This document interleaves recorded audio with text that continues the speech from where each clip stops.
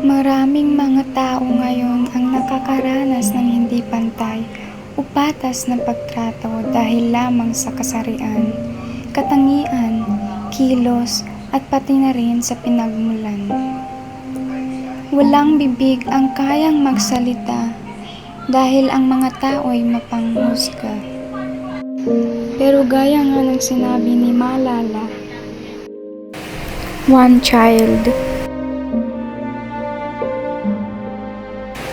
one teacher, one book,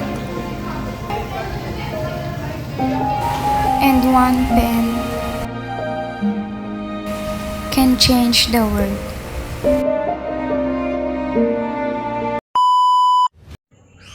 Hello everyone, this is Jillian. Welcome to my vlog. So today, the topic is about gender inequality. Basketball is one of the most popular sports in the world. It teaches teamwork, discipline, confidence, and determination. But despite its popularity, many people still believe that basketball is only for boys.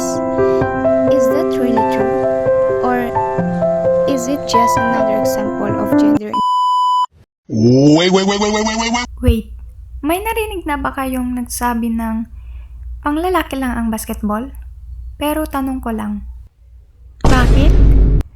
Bakit? Bakit pa kapag lalaki ang naglalaro, normal lang, pero pag babae, kailangan pang patunayan na kaya nila?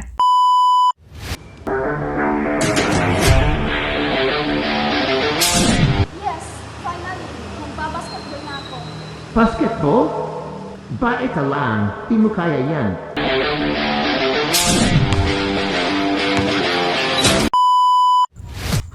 Ganito ang nararanasan ng maraming babae.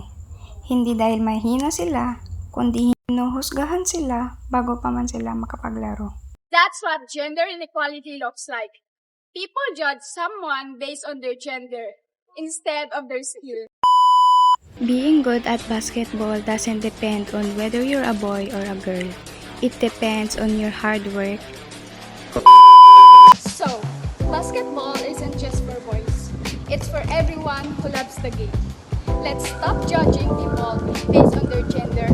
Instead, let's support their talent, effort, and dreams. Because in basketball, skills have no gender.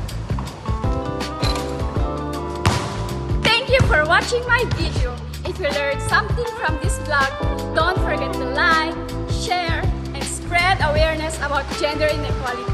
Bye!